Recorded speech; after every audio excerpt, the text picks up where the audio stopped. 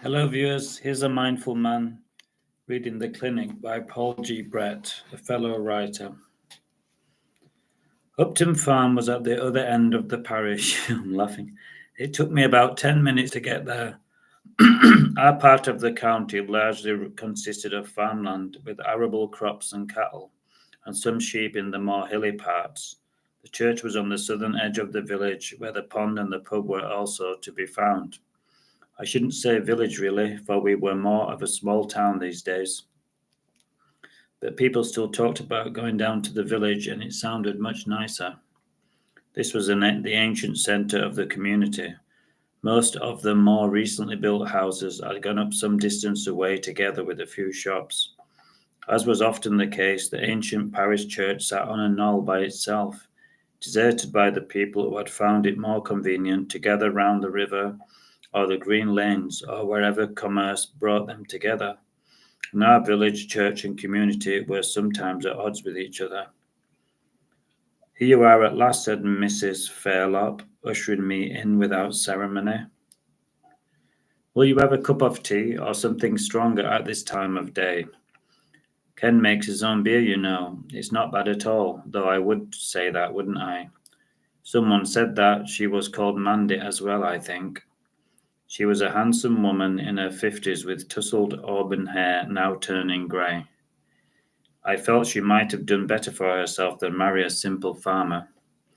"A cup of tea would be fine," I replied. I never drank when on duty, though when we were alone, Jane and I liked a bottle of wine and the intimacy that often followed such relaxation.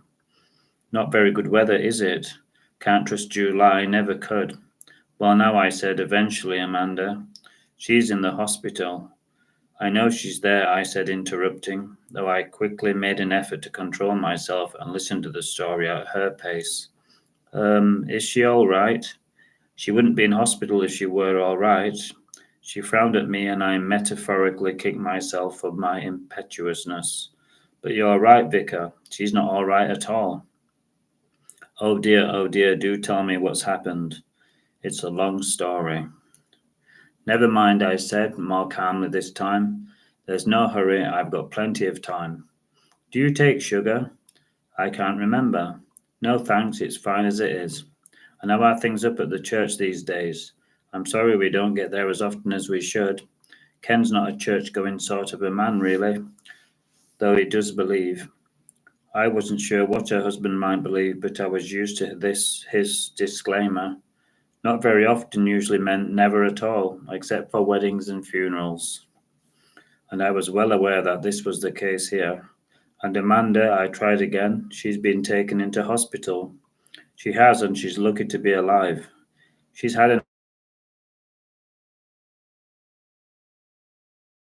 accident?" "Yes." I was having difficulty getting her and asked me to come round so urgently. Eventually, however, she was ready to tell me the story, and when she did, it all came flooding out. "They had a car crash on the motorway," she said, shrugging her shoulders. "I hate those motorways. She's got cuts all over her face, and then there's the damage to her stomach and her pelvis. Do they call it from the seat belt, I expect it was. Oh dear, and the driver, or was she driving?" "No, it was him. He's a bad un, and at least that's what Ken always says." "Oh, I'm sure not. I hadn't met Jim, but I'd heard a lot about him." "Oh, yes, he is. I expect he was drunk. He hit a tree. Armandi's been going with him for years, and there's no sign of what ought to be, you know, and that's what's the trouble. They were trying to have a family," I asked as sensitively as I could. "He wouldn't leave her alone, and she couldn't have any, and he was furious with her about it. She said it was all her fault, and if she couldn't give him a child, he'd go off and find someone else who could." "Oh dear," I said again, "I'm so sorry." Yes, I sensed that I might have stumbled on the truth. "There was something you wanted to tell me, wasn't there?" Oh dear, yes, there was. It was clear that she was struggling, perhaps desperately so, and even to try. Oh, I'm hoping it's still connecting. That's good. Ken did so want her to do well. She began at last. He wouldn't hear of her going into the farm or marrying a local lad or anything. He wanted her to get on. Her sister did good at school and went to college. I married a chap whose family had lots of money. He wanted Amanda to marry a man with money too, someone who'd be able to take her away from this sort of life. But she met a young fellow and he was rotten through and through. Jim, no, not Jim, another one before him. I see, I said, trying to sound as sympathetic as I could. His mother died when he was 5, so she told us, and then his father shot himself. He got into difficulties with his business, I think, and this turned his mind, the father. He had plenty of money. Ken thought it was a good opportunity for our girl, you know. I did know, for things were not entirely straightforward for our own daughter, and money was a constant worry for us as well as for her. I muttered some further words of sympathy. As I was saying, she went on, this young man forced her to go to bed with him, and they weren't careful, in a manner of speaking. At least that's what she said. We hadn't brought her up to do that sort of thing, not until you was right, sure he was the right one. That is, I know the girls are all doing it these days, but we're not like that. Well, as you can guess, it was a great shock for Ken and me. Again I mumbled words of understanding. And she had it seen to, you know, private like. I don't think she knew what she was doing, the poor lass. She seemed in such a muddle, her mind turning this way and that. We didn't want anyone to know, so we sent her off to another part of the country, but it all went wrong. The man who met her at the station by arrangement it was, well, he took her off into a wood and had his way with her in his car before they went to the clinic. I know it don't sound true, but it is. She had nightmares about it for years afterwards, so she said.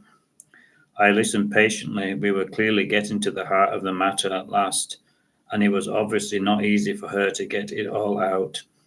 She got rid of the baby, but it left her with a scar or something like that, and she's had trouble with ever since, and she's so terribly worried in her mind. She still is. I'm not sure as to whether she might try to do away with herself if she thought anyone knew what had happened to her. And now she's had this accident, and it's all come out when they examine her and find what's gone inside the poor lass. To tell the truth, although I had heard similar stories before, I felt shocked by what they had said. It was more than I had expected. Sympathy I could offer, of course, and the non-judgmental approach I had learned long ago often soothed away any guilt there might be on the part of a client.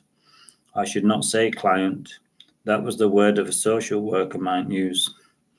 We think of our parishioners as people or even in due course as friends, and they entrust many personal matters to us that they might not even tell the doctor, let alone members of their own families. So that's why I wanted to see you, Vicar. Before you went to the hospital, I thought you ought to know this first, so as you might not say the wrong things. With that, she subsided into her chair and began to sob quietly. I sat there in silence. I'll stay put and say nothing, I thought, until she makes a move. After a while, she got up and, with a deep sigh, went out into the kitchen. I could hear some plates being taken out and preparations made for some sort of meal. Hope you enjoyed this long chapter. I'm just getting used to the book. Now it's becoming clearer. Hope you enjoyed me reading it. I'm going to read more tomorrow. Try and go over 10 minutes. Thank you. Bye.